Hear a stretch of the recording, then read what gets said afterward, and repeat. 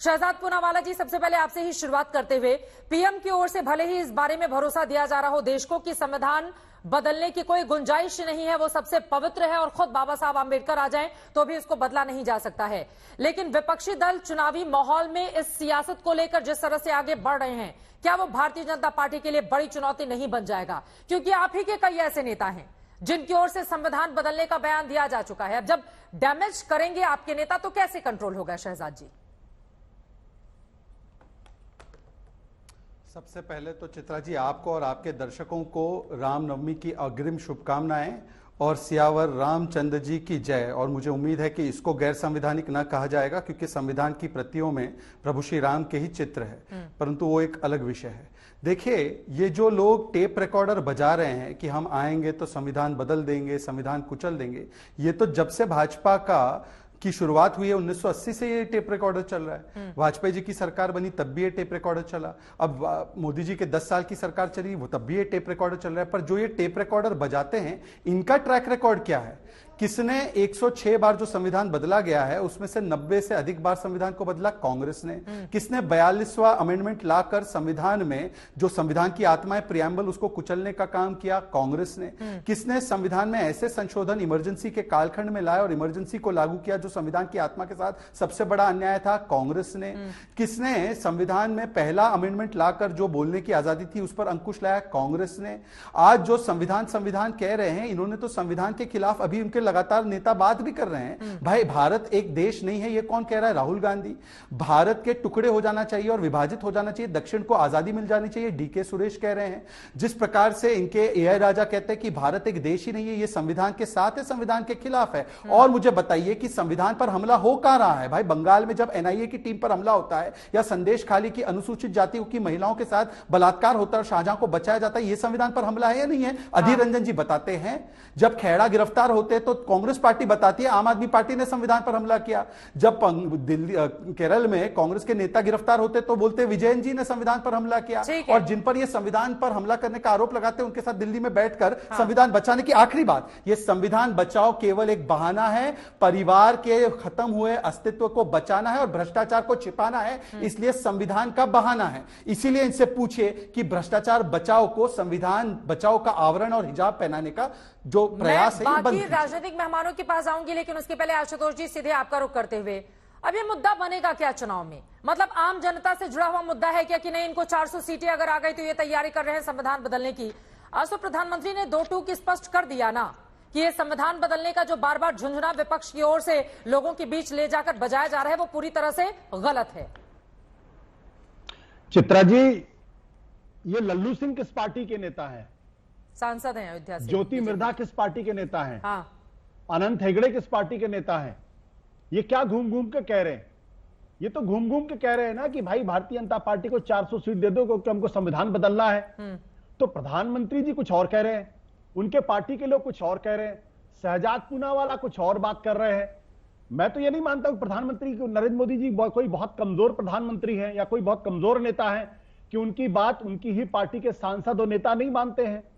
तो अगर प्रधानमंत्री जी को लगता है कि कोई बहुत बड़ी गलती हो रही है तो फिर लल्लू सिंह को के खिलाफ कार्रवाई होनी चाहिए, ज्योति मिर्धा के खिलाफ कार्रवाई होनी चाहिए, अनंत हेगड़े के खिलाफ कार्रवाई होनी चाहिए, ये सारी चीज होनी चाहिए।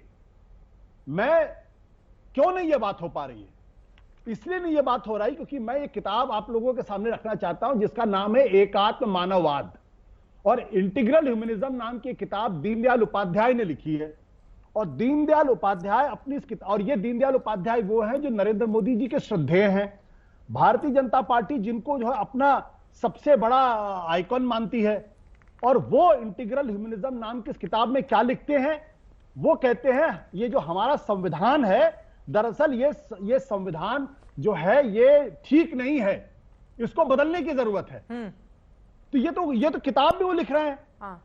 और जब वो किताब में लिख रहे हैं, जैसे अभी इन्होंने शहजाद पूनावाला ने कहा कि इंडिया क्या है, यूनियन ऑफ स्टेट्स। अभी जो शहजाद बता रहे थे अपनी किताब में लिखते हैं यूनियन ऑफ स्टेट्स है। अब दीनदयाल उपाध्याय जी की किताब का हवाला देने की क्या जरूरत है? उधर शहजाद पूनावाला ने वो आंकड़े मेरे पास भी हैं कि यहाँ पर किस तरह से संविधान में कई बार जब लगा कि संशोधन, अब तक 106 बार संशोधन हो चुका है, तो जब जब जरूरत पड़ी है संशोधन तो हुआ है ना आशुतोष जी। तो बार बार ये कहना कि नहीं बीजेपी ही ऐसे करेगी, 400 आ गई तो ऐसा हो जाएगा, समय समय पर जिस जिसको जरूरत पड़ी है उन प्रधानमंत्री या उन सरकार ने संशोधन किया है आशुतोष जी।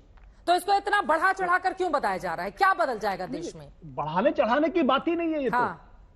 तो संविधान में संशोधन करना एक अलग चीज है, संविधान में को बदलना एक अलग चीज है। बीजेपी के जो 3 नेताओं के मैंने नाम लिए हैं और दीनदयाल उपाध्याय समेत, उनका यह कहना है कि संविधान जो है वो ठीक नहीं है, इस संविधान को आमूल चूल बदलने की जरूरत है।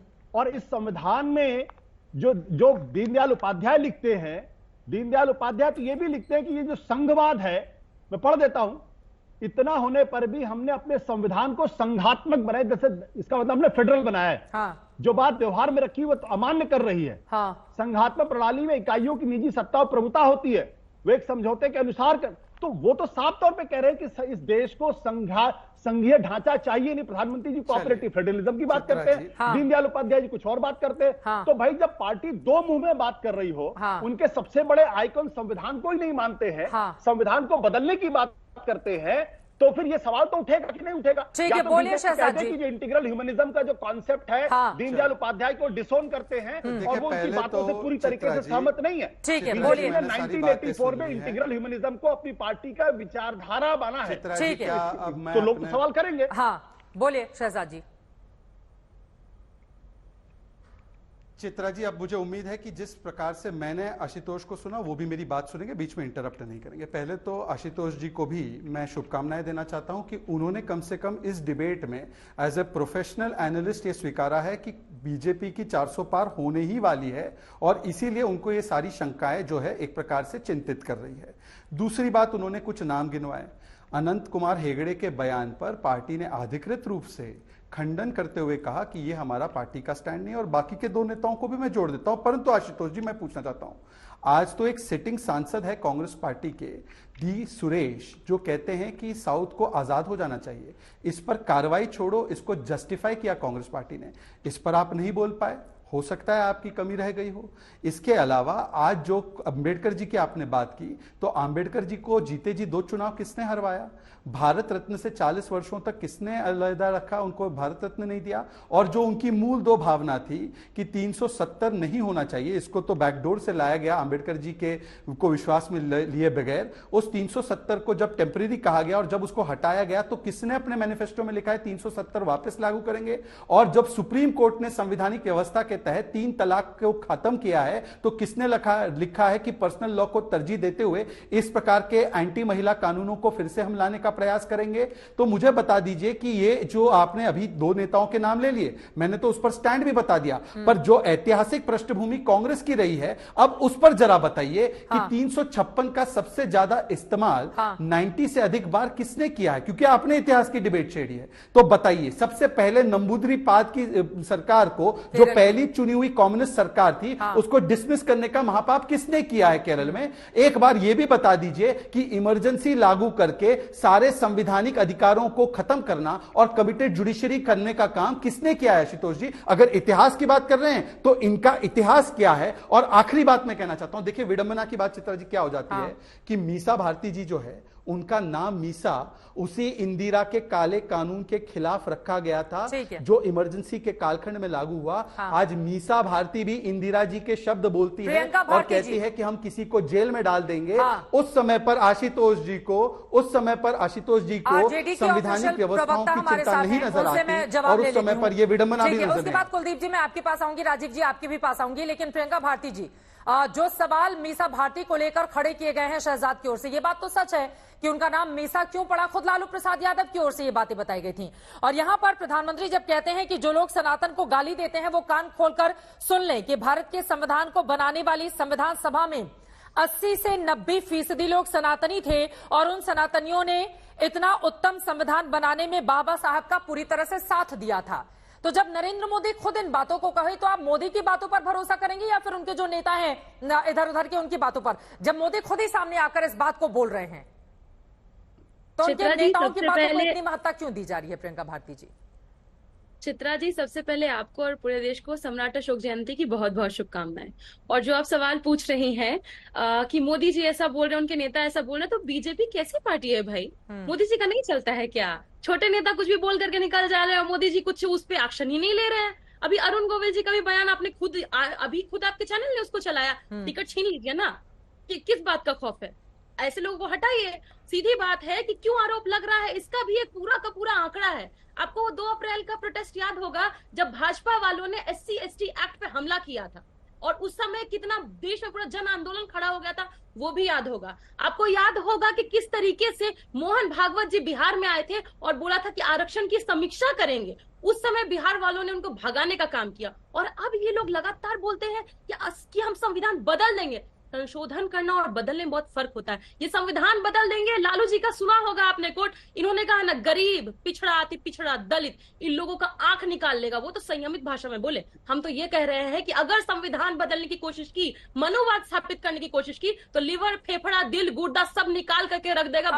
प्रियंका भारती जी, अब ये मतलब इतना खून खराबा करने की जरूरत नहीं है, कोई नहीं बदलने जा रहा है, यही तो बोल रहे हैं मोदी जी। खराबा की बात कर ही नहीं रहे। लीवर, गुर्दा ये सब निकाला तो खून खराबा ही हुआ ना, हमें इससे बचना चाहिए। ये अब तो कैसे निकलेगा? ये जो संविधान उसको छोड़ देते, उसको छोड़ देते, कोई नहीं बदलने जा रहे हैं। नरेंद्र मोदी यही तो समझा रहे हैं। देखिए आप, ये सही बात है कि अगर छोटे नेताओं की उस तरह से बयान आता है तो उस पर बीजेपी क्या एक्शन लेती है, लेकिन मोदी जी अगर खुद ही बता रहे हैं तो उनकी बातों को तवज्जो दिया जाएगा या नहीं दिया जाएगा? प्रियंका भारती जी, मेरा ये सवाल है। और प्लीज खून खराबे वाली कोई बात नहीं होगी। चित्रा जी, मोदी जी के बात को तो खुद मोदी जी तवज्जो नहीं देते हैं। आज जाकर के पूर्णिया में बोले कि यहाँ पर हम एयरपोर्ट बनवाएंगे। 10 साल पहले भी यही बोल करके निकल रहे थे। आजकल वो रोड पे हेलीकॉप्टर और प्लेन चलवा रहे हैं। और सीधे जब नवादा आए थे तो कहे थे यही के चीनी मिल से हम चाय पियेंगे। आज तक चीनी मिल मुंह नहीं देख पाया। बिहार को स्पेशल पैकेज देंगे, स्पेशल राज्य का दर्जा देंगे, आज तक बिहार देख नहीं पाए। 1 घंटे का भाषण मैंने सुना मोदी जी का, 1 घंटे अपने बर्बाद किए। और वहां पर वो बोल रहे हैं कि जो स्टेट्स थे उनकी मांगों को सुनना चाहिए। क्यों नहीं सुन रहे आप? कौन हाथ बांध करके रखा है आपका? क्यों बिहार को आपने विशेष राज्य का दर्जा नहीं दिया? 10 साल 20 साल से मांगते मांगते हम लोग थक गए। इतना गरीबी ला करके छोड़ दिया, देश को बेरोजगार बना दिया। क्यों आपकी को तरस नहीं आ रहा है बिहार पर? आपको तो 39 सांसद दिया ना बिहार ने, आपने क्या किया बिहार के साथ? जवाब देंगे? जनता जवाब मांगती है। हाँ शहजाद जी, आप इसका जवाब दे दीजिए, फिर बाकी मेहमानों के पास जा रही हूँ। देखिए, कभी कभी उत्तेजना में अपना असली चरित्र और चेहरा दिखाते हुए कुछ ऐसी बातें निकल जाती है जिससे नुकसान अपना ही होता है। स्पेशल स्टेटस का जो दर्जा है वो 13th फाइनेंस कमीशन यूपीए की सरकार थी तब खत्म कर दिया गया। अब बताइए कि उसी यूपीए की कांग्रेस पार्टी के साथ आप बैठे हुए हैं और स्पेशल स्टेटस की बात कर रहे हैं। कर सकते हैं भाई, मीसा नाम रखने के बाद जिन्होंने मीसा में बंद किया उसकी ही भाषा बोलने लग गए हैं आप लोग। और दूसरी बात, इन्होंने अभी बात की कि किस प्रकार से हम खून खराबा कर देंगे, लिवर गुर्दा निकाल देंगे। तो बताइए ना, SC/ST समाज को इतने वर्षों तक 370 जब तक लागू था तब तक, भाई बीच में मत बोलिए भाई चित्रा जी, इस प्रकार से गुंडई वाली डिबेट नहीं हो सकती। देखिए चित्रा जी, कम से कम दंगल, प्रियंका भारती जी प्लीज। मैंने तो नाम ही नहीं लिया, मैंने तो किसी का नाम नहीं लिया, परंतु मैंने खून खराबा लिवर निकालने की बात की तो आप समझ गए। तो मुझे लगता है कि अपना चरित्र जो है आप दिखा रहे हैं टीवी पर। दंगल का नाम है, शो का नाम दंगल है, जंगल राज नहीं है। अब जंगल राज मत दिखाइए इधर, अब चुप रहकर सुनिए जरा। मैं आपसे कह रहा हूं कि जब अनुसूचित जाति जनजाति के लोगों को उनका 70 वर्ष तक बुनियादी अधिकार जम्मू कश्मीर में नहीं मिला, 370 जब तक लागू था और आंबेडकर जी इसके खिलाफ थे, तब कितने लोगों का गुर्दा लिवर निकालने गए आप? संदेश खाली में अनुसूचित जाति जनजातियों की महिलाओं के साथ शाहजहां बलात्कार करता रहा तो वहां पर तो पलड़े में आपने तोल कर देख लिया कि शाहजहां वोट बैंक जरूरी है, इसलिए किसी का लिवर गुर्दा निकालने नहीं गए आप वहां पर। और लिवर गुर्दा निकालना था तो बताइए ना कि जो महिलाओं के साथ अत्याचार होता है उसको रोकने के लिए यूसीसी, जो संविधान में, 1 सेकंड बीच में मत बोलिए, यूसीसी की व्यवस्था जो संविधान में, ये तो आंबेडकर जी लगा कर गए। अब बता दीजिए एक बार कि आप आंबेडकर जी के साथ है ना, तो एक बार बताइए कि आंबेडकर जी के यूसीसी के साथ है या आंबेडकर जी के खिलाफ जाकर कट्टरपंथी जैसे शाहजहां और औरंगजेब मानसिकता वाले लोगों के साथ है और यूसीसी के खिलाफ है। आप 3 तलाक कानून के साथ है या 3 तलाक फिर से लागू करवाने के साथ है।